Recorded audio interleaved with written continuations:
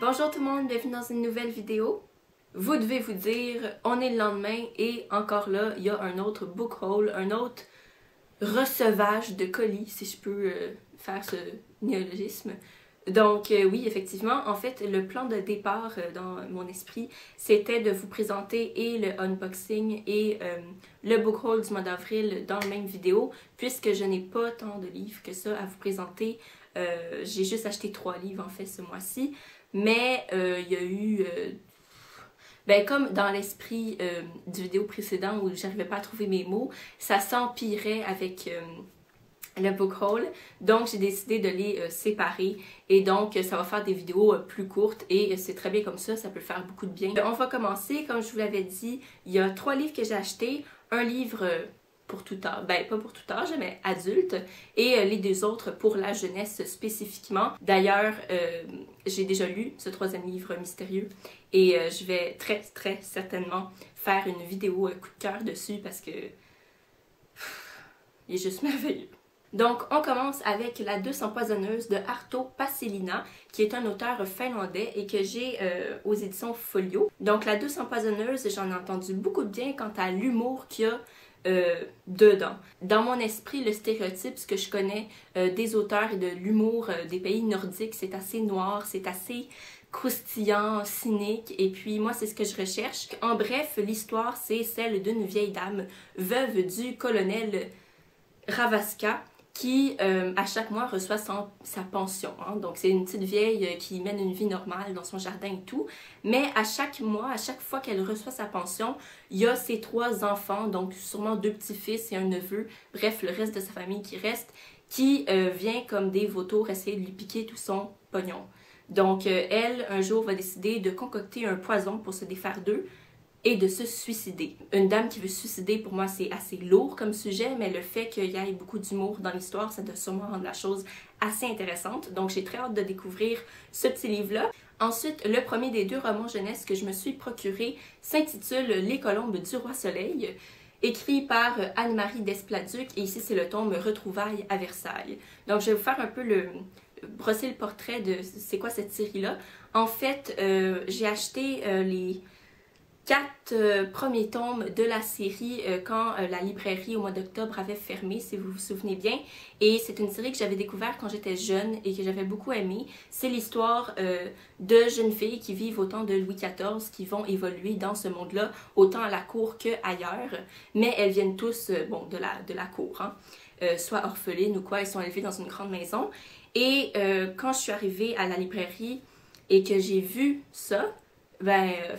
je pouvais pas passer à côté parce que il s'avère que la série était terminée. Et le principe de la série, c'est que chaque tome de la série suit une fille en particulier. Donc, on a toutes les filles de la série juste ici.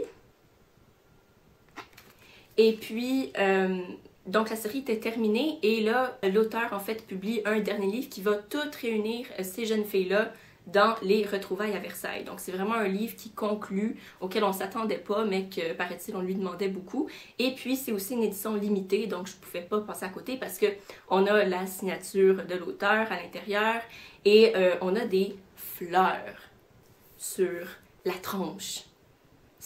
Non mais c'est juste beau, là. Moi si j'étais une petite fille, même à mon âge, j'ai craqué pour ça. Des fleurs sont tellement belles, ça me fait juste penser à la Reine des Neiges d'ailleurs, dans Walt Disney. Mais regardez-moi ça, il y en a partout. C'est vraiment beau. C'est vraiment beau. Puis peut-être à cause des petites fleurs, là, ça coûte 24,95 $ canadiens. Donc c'est très cher. Et puis voilà, donc j'ai hâte de lire ce dernier tome. Le seul hic, c'est que justement j'ai une partie de la série et j'en ai lu aussi qu'une partie. Donc il va falloir que j'aille trouver les autres tomes. Une belle petite lecture jeunesse pour conclure tout ça. Et c'est aux éditions Flammarion, j'ai oublié de vous le dire. Voilà.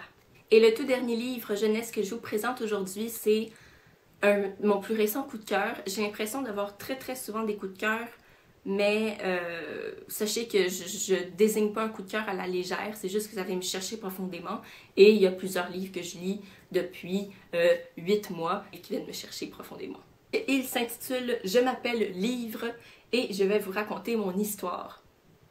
Ceux qui n'ont pas encore compris, le livre devient personnifié et il va nous raconter son évolution, sa naissance du début jusqu'à aujourd'hui. Donc comment l'écriture, le livre est apparu. C'est juste, c'est comme un documentaire, là, puis c'est pour les enfants, donc il y a des très belles images à l'intérieur, l'esthétique de la page couverture est magnifique, puis il y a des citations, en tout cas. Je vais vous expliquer brièvement ce qui m'a fait craquer pour ce livre, que j'ai vu dans la librairie auquel j'ai acheté les 2 autres livres, que je n'ai pas acheté parce que je me suis dit que je vais résister à la tentation, que j'ai revu dans la librairie que je suis allée visiter 3 minutes après, qui est juste en face, et que j'ai finalement acheté. Donc, j'ai vu les premières pages, et puis évidemment, le livre, c'est pas lui qui apparaît en premier, c'est la voix. Donc, on a des très très belles images ici. Et ensuite de ça, j'ai vu des citations. Donc, il y a des citations disséminées un peu partout dans le livre qui ont tout le temps un sens, un apport à ce que le livre est en train de nous raconter. Et une d'elles m'a vraiment... j'ai adoré, fait que j'ai écrite pour m'en souvenir. Et c'est ceci, qui est exactement comme la page couverture. Et c'est écrit « Si tu ne connais pas les arbres, tu risques de te perdre en forêt. Et si tu ne connais pas les histoires, tu risques de te perdre dans la vie. » Et c'est un vieux Sibérien qui l'a dit. Donc, c'est juste magnifique. Ça, c'est par exemple une image avec un poème de l'auteur lui-même. Donc, l'auteur n'est malheureusement pas au livre. C'est Monsieur John Haggard. Je vous le conseille fortement. Les images sont magnifiques. Le résumé est alléchant. Et puis, c'est un hardcover. Mon Dieu, combien de fois avez-vous vu des livres en français hardcover? Donc, et c'est super beau, regardez-moi ça. Avant de terminer tout ça et avant que j'oublie, c'est publié aux éditions Nathan. Donc voilà, c'était tout pour le book haul d'aujourd'hui, du mois d'avril 2015. En espérant que vous avez apprécié, qu'il y aura des lectures qui vous auront intéressé. S'il y a des livres qui vous intéressent, n'hésitez pas à me poser des questions quant à où les acheter. Moi, je les ai vus dans des grandes librairies, grandes surfaces, donc ça devrait être disponible un petit peu partout. Je vous souhaite de passer une très belle journée, de très bonnes lectures avec des très belles pages couverture et on se revoit dans une prochaine vidéo. Bye bye!